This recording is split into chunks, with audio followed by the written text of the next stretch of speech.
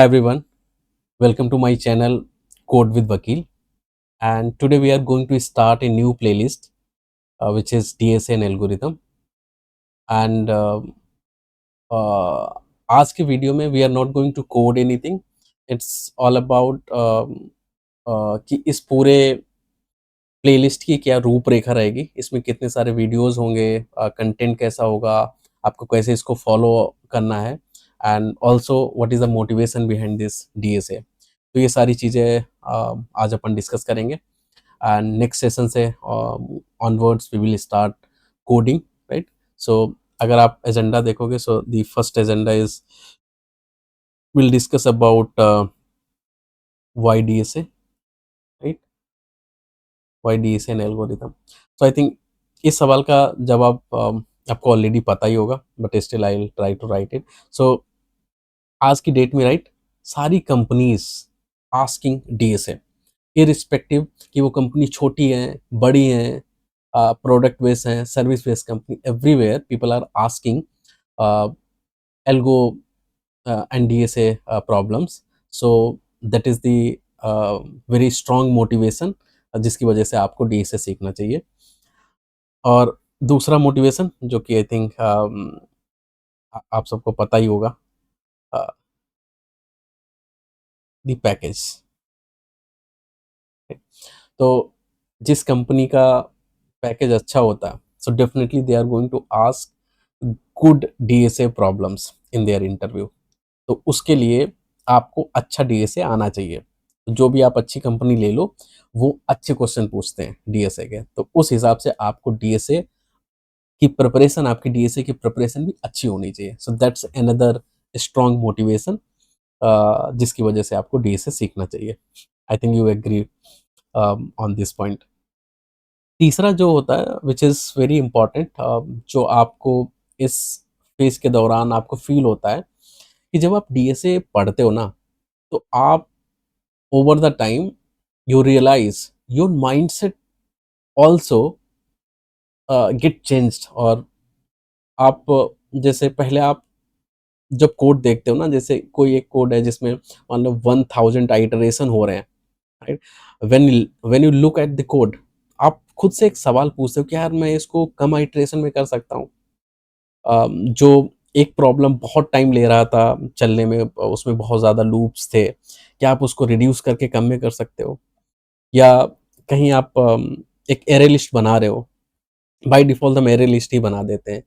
तो आप जब कोड लिखते हो, आप एक बार सोचते हो यार क्या एरे लिस्ट बनानी चाहिए, या मैं लिंक लिस्ट बना लूँ, या मैं सेट बनाऊँ, या ट्री सेट बना लूँ, राइट? तो ये सारे जो सवाल और जवाब आपके खुद से होते हैं ना बिफोर राइटिंग द कोड, ये आते हैं because you have a mindset जो आपने बिल्ड किया है ओवर द टाइम, या डीएसए एल्गोरिथम में पढ़ के, समझ के, राइट? ये आपका दिमाग में आ जाते हैं।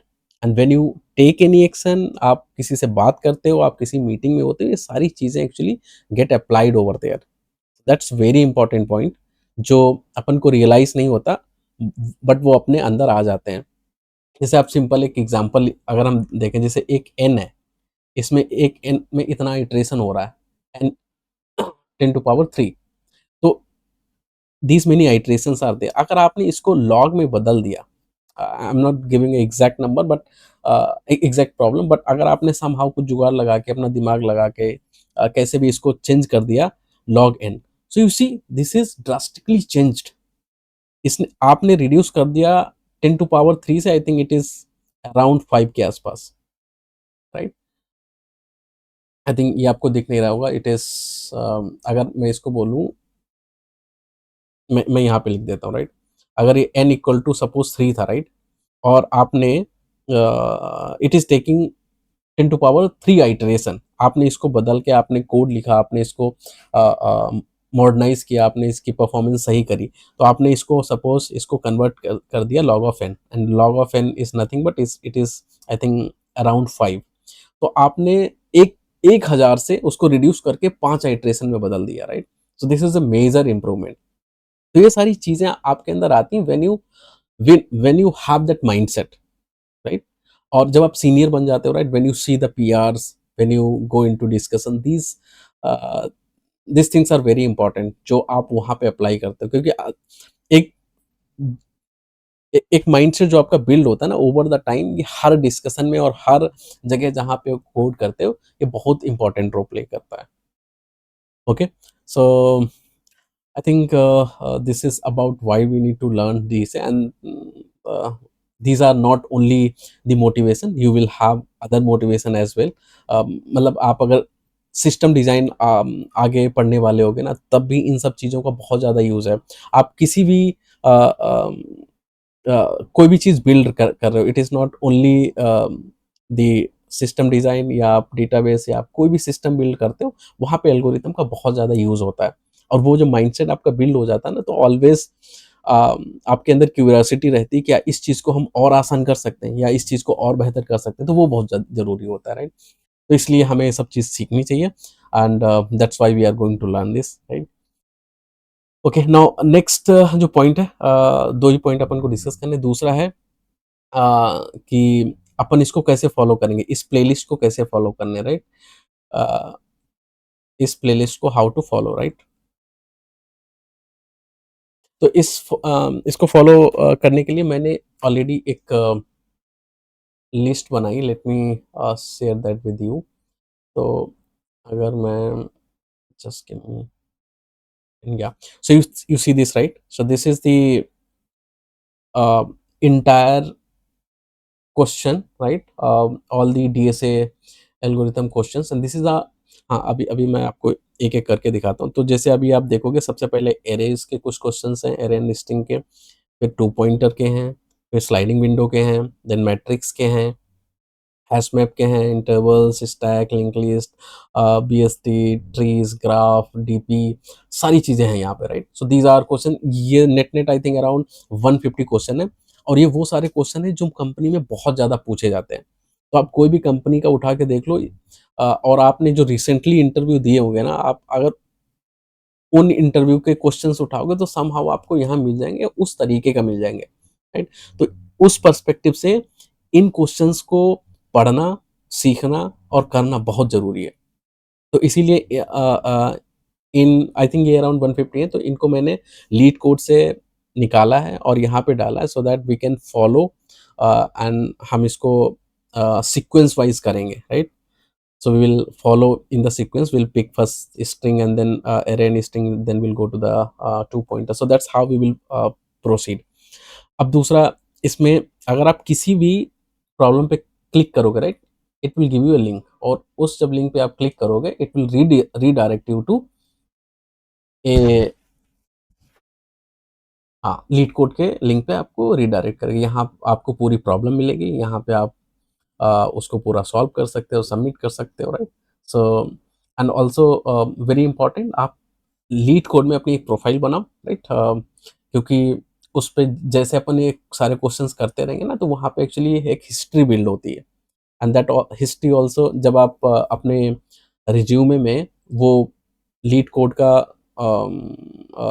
एक्चुअली अपना यूआरएल डालते हो, तो some companies actually they try to check कि आप लीड कोड पे प्रॉब्लम सॉल्व करते हो, आपकी रैंक क्या है, and some company also check the your Git repository, कि आप उसमें कितने चेक इन कर रहे हो, राइट? सो ये सारी चीज़ें जो कि मैटर करती हैं, तो बेटर है कि जैसे जैसे आप आगे जा रहे हो, ये सब चीज़ें आप एक हिस्ट्री बनाते जाओ, और उस पे you keep improving upon it. तो आप धीरे धीरे डीएसए के प्रॉब्लम सॉल्व करते हो, धीरे धीरे उसकी हिस्ट्री क्रिएट होती रहेगी, आपकी रैंक भी अच्छी होती रहेगी। सिमिलर आप